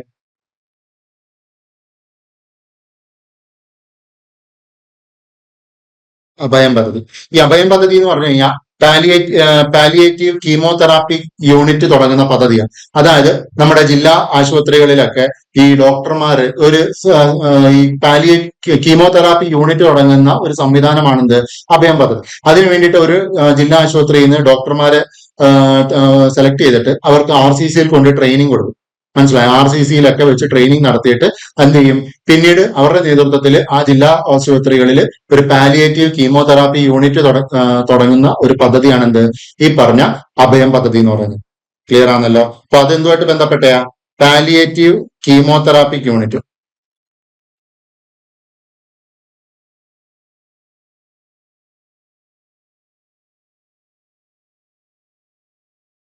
പാലിയേറ്റീവ് കീമോതെറാപ്പി യൂണിറ്റ് ആണ് എന്ത് ഈ അഭയം പദ്ധതി എന്ന് പറയുന്നത്. ക്ലിയർ ആണല്ലോ? അമൃതം ആരോഗ്യം പദ്ധതി, ഇത്രയും കാര്യങ്ങളാണ് അമൃതം ആരോഗ്യം പദ്ധതിയായിട്ട് ബന്ധപ്പെട്ട് ഉള്ളത്. ഓക്കെ, നമുക്ക് ആ സ്ലൈഡ് ഒന്ന് നോക്കാം. അമൃതം ആരോഗ്യം പദ്ധതി ജീവിതശൈലി രോഗങ്ങൾക്ക് സൗജന്യ രോഗനിർണയവും ചികിത്സയും ഉറപ്പുവരുത്തുന്ന ആരോഗ്യ പദ്ധതിയാണെന്ത് അമൃതം ആരോഗ്യം പദ്ധതി. ആർക്ക് വേണ്ടിയിട്ടാ? 30 വയസ്സിന് മുകളിലുള്ളവർക്ക് കൊടുക്കുന്നത്. അതിന്റെ കീഴിൽ നടപ്പിലാക്കുന്ന പദ്ധതികളാണ് ഒന്ന് ശ്വാസം എന്തുവാ? ശ്വാസകോശ സംബന്ധമായ. ഓക്കെ, നയനാമൃതം പ്രമേഹമുള്ളവർക്ക് കാഴ്ച മങ്ങുന്ന പ്രശ്നമുണ്ട്. അപ്പം അതിനു വേണ്ടിയിട്ടുള്ള പ്രമേഹ സൗജന്യമായ നേത്രപടല രോഗത്തിന് രോഗനിർണയവും ചികിത്സയ്ക്കും വേണ്ടിയിട്ടുള്ളതാണ് എന്ത് നയനാമൃതം എന്ന് പറയുന്നത്. അതിനെയാണ് നമ്മൾ ഡയബറ്റിക് റെറ്റിനോപ്പതി എന്ന് പറയുന്നത്. അതിന് എതിരെ കൊടുക്കുന്ന ഒരു ആരോഗ്യ രോഗനിർണയവും ചികിത്സയ്ക്കും വേണ്ടി കൊടുക്കുന്നതാണ് നയനാമൃതം. ഓക്കെ, അടുത്ത പാദസ്പർശം. പ്രമേഹം മൂലം കാലുമായി ബന്ധപ്പെട്ട പ്രശ്നം, അതാണ് ഡയബറ്റിക് ഫുഡ്. മനസ്സിലായോ? പ്രശ്നപരിഹാരവും അതിന്റെ ചികിത്സയും ഒക്കെയാണ് പാദസ്പർശം. സിരസ് സ്ട്രോക്കുമായിട്ട് ബന്ധപ്പെട്ടത്, പക്ഷാഘാത ബോധവൽക്കരണം. എന്തുവാ സിരസിന്റെ full form? Stroke identification, rehabilitation, awareness and stabilization programme. അതാണ് സിറസ് എന്ന് പറയുന്നത്. ഓക്കെ, ഇനി വിബ്ജിയോർ എന്തുവാ? കൗമാരക്കാരിൽ ഉണ്ടാകുന്ന തെറ്റായ ജീവിതശൈലി മൂലം ഉണ്ടാകുന്ന അസുഖങ്ങൾ പരിഹരിക്കാൻ, പകർച്ചവ്യാധി അല്ലാത്ത. മനസ്സിലായോ? അതാണ് വിബ്ജിയോർ. അപ്പൊ മഴവിൽ എന്തുവാ? ട്രാൻസ്ജെൻഡർ സമൂഹത്തിലെ സമഗ്ര ആരോഗ്യ പദ്ധതിയാണ് എന്ത് മഴവിൽ പദ്ധതി എന്ന് പറയുന്നത്. ഓക്കെ, പിന്നെ വരുന്നത് അഭയം പദ്ധതി. അഭയം എന്താ? പാലിയേറ്റീവ് കീമോതെറാപ്പി യൂണിറ്റ് തുടങ്ങുന്നു. അതായത് ജില്ലാ ആശുപത്രികളിലെ 1-2 ഡോക്ടേഴ്സിനെ RCCയിൽ വെച്ച് പരിശീലനം നൽകുകയും പിന്നീട് ജില്ലാ ആശുപത്രികളിൽ ക്യാൻസർ ചികിത്സാ യൂണിറ്റുകൾ തുടങ്ങുന്ന ഒരു പദ്ധതിയാണെന്ത് അഭയം പദ്ധതി എന്ന് പറയുന്നത്. ഓക്കെ, ഈ അമൃതം ആരോഗ്യം പദ്ധതിയുടെ ഭാഗമായിട്ട് 2020 ഐക്യരാഷ്ട്ര സംഘടന കേരളത്തിന് ജീവിതശൈലി രോഗനിയന്ത്രണ പ്രവർത്തനങ്ങൾക്ക് പുരസ്കാരം ലഭിച്ചിട്ടുണ്ട്. ആ പുരസ്കാരം ലഭിച്ച വർഷം എക്സാമിന് ചോദിച്ചിട്ടുണ്ട്. ഏത് വർഷമാണ്? 2020.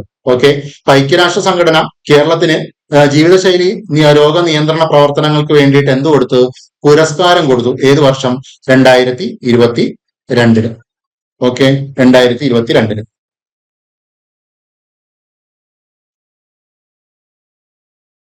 അടുത്ത 9ാമത്തെ പദ്ധതി നമ്മൾ പഠിക്കുന്നു ആരോഗ്യ കിരണം പദ്ധതി. ആരോഗ്യ കിരണം പദ്ധതി ആരുടെ മേലിലാക്കി നമ്മൾ കിരണം ഇടുന്നത്? ആരുടെ മേളിലോട്ടാണ്? ഏത് ആരോഗ്യമില്ലാത്തവർക്ക് മേളില് നമ്മൾ കിരണം ചെലുത്താൻ പോവുക? ആർക്കെന്ന് ചോദിച്ചു കഴിഞ്ഞാൽ ആർക്കാ നമ്മൾ കൊടുക്കുന്നത്? ആരുടെ മേളില കിരണം ഇടുന്നതെന്ന് ചോദിച്ചു കഴിഞ്ഞാൽ അർബുദം, അതായത് നല്ല കൂടിയ രോഗങ്ങളുള്ളവർക്കാ, എന്ന് വെച്ചാൽ വലിയ പ്രശ്നങ്ങളുള്ളവർക്കാ. അർബുദ, ഹൃദ്രോഗ,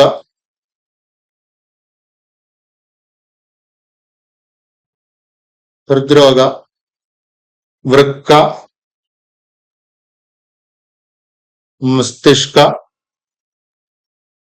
രോഗങ്ങൾക്ക് വേണ്ടി കൊടുക്കുന്ന സൗജന്യ ചികിത്സ ഉറപ്പുവരുത്തുന്ന പദ്ധതിയാണെന്ത്? അമൃതം ആരോഗ്യം പദ്ധതി. അപ്പൊ അമൃതം ആരോഗ്യം പദ്ധതി എന്തുവാ? അർബുദം, ഹൃദ്രോഗം, വൃക്ക, മസ്തിഷ്ക രോഗം, ഈ പറഞ്ഞ രോഗങ്ങൾ ഒക്കെ ഉണ്ടായിക്കഴിഞ്ഞാൽ അവർക്ക് കൊടുക്കുന്ന സൗജന്യ ചികിത്സാ പദ്ധതിയാണെന്ത്?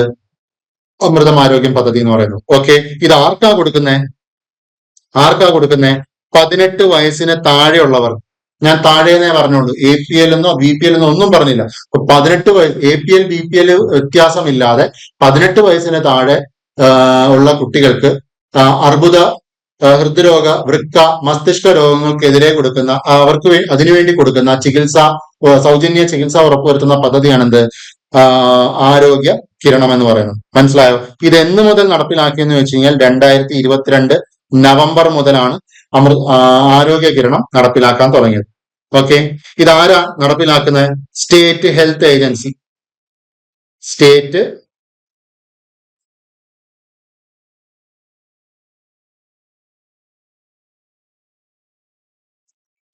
ഹെൽത്ത് ഏജൻസിയാണ് നടത്തുന്നത്? ഈ ആരോഗ്യ കിരണം പദ്ധതി നടപ്പിലാക്കുന്നത്. ഓക്കെ ആണല്ലോ. അപ്പം എന്താ അമൃത ആരോഗ്യ കിരണം?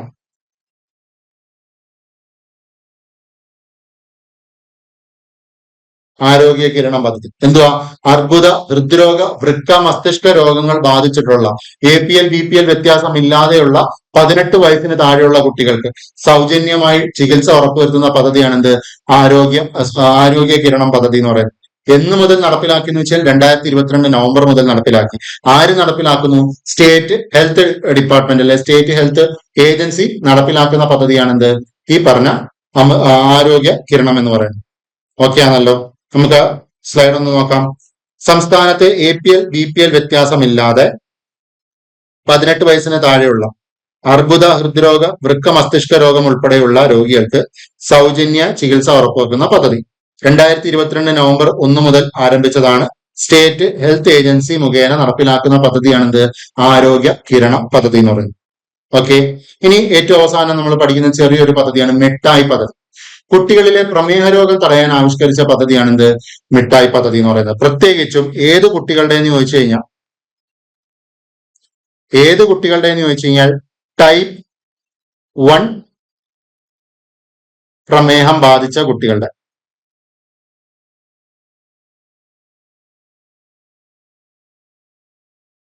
ടൈപ്പ് 1 പ്രമേഹം ബാധിച്ച കുട്ടികളിൽ കുട്ടികൾക്ക് വേണ്ടിയിട്ടുള്ള ചികിത്സാ പദ്ധതികളാണെന്ത്? സൗജന്യ ചികിത്സാ പദ്ധതിയാണ് മിഠായി പദ്ധതി എന്ന് പറയുന്നത്. മനസ്സിലായോ? ടൈപ്പ് 1 പ്രമേഹം എന്താണ്, പ്രമേഹം എന്നൊക്കെ ഉള്ളത് നമ്മൾ ഇതുവരെയായിട്ട് പഠിച്ചിട്ടില്ല. ആ ഭാഗത്തേക്കൊന്നും നമ്മൾ പോയിട്ടില്ല.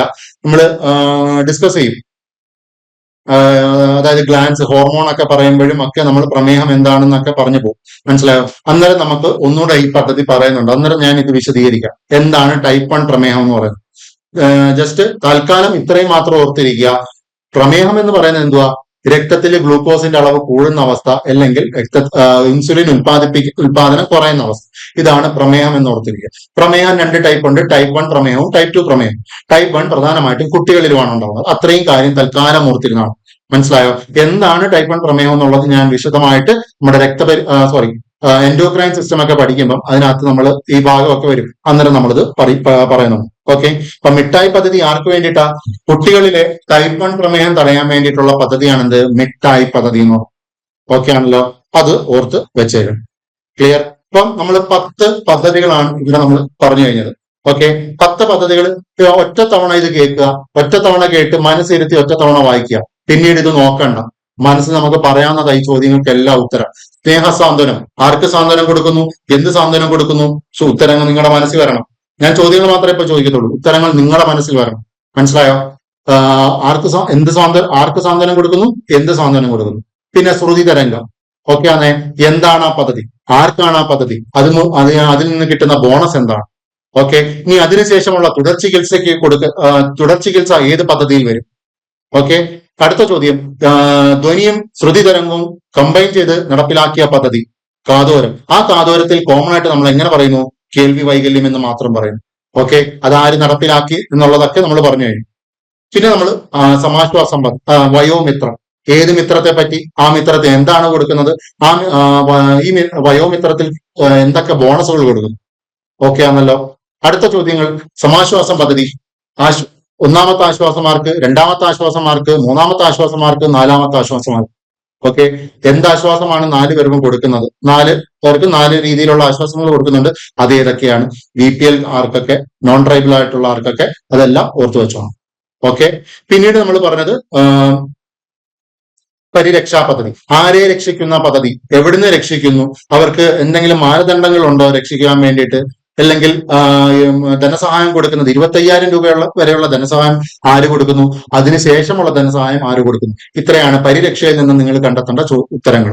ഓക്കെ, പിന്നീട് നമ്മൾ പഠിച്ചു അമൃതം ആരോഗ്യം പദ്ധതി. എന്തുമായിട്ട് ബന്ധപ്പെട്ടതാണ്? ആർക്ക് വേണ്ടിയിട്ടാണ്? ഇതിന്റെ കീഴിൽ വരുന്ന പദ്ധതി. കണക്ഷൻ ഓർമ്മയുണ്ടല്ലോ. ശ്വാസകോശവുമായി ബന്ധപ്പെട്ട. നയനാമൃതം, കണ്ണും പ്രമേഹവും തമ്മിൽ കണക്ട് ചെയ്യുക. പാദസ്പർശം, കാലും പ്രമേഹവും തമ്മിൽ കണക്ട് ചെയ്യുക. പിന്നെ വിബ്ജിയോർ, കളർഫുൾ ആയിട്ടുള്ള കാലഘട്ടമാണ് കൗമാര കാലഘട്ടം, അപ്പൊ അവരുമായിട്ട് ബന്ധപ്പെടുത്തുക. ഓക്കെ, അഭയം മനസ്സിലായോ? പാലിയേറ്റീവ് കീമോ യൂണിറ്റ് തുടങ്ങുക. അതായത് ജില്ലാ ആശുപത്രികൾ ഒരു ക്യാൻസർ ട്രീറ്റ്മെന്റ് യൂണിറ്റ് തുടങ്ങുക. അതിനു വേണ്ടിയിട്ട് ഡോക്ടർമാർക്ക് പരിശീലനം കൊടുക്കുന്നു RCCയിൽ. അതൊക്കെ വെച്ച് വരുന്നതാണ് എന്ത്? അഭയം പദ്ധതി. ക്ലിയർ ആണല്ലോ. പിന്നെ സിരസിൽ വരുന്നതാണ്, സിരസുമായിട്ട് ബന്ധപ്പെട്ടതാണ് സ്ട്രോക്ക്, അത് വെച്ച് കണക്ട് ചെയ്യുക. ക്ലിയർ.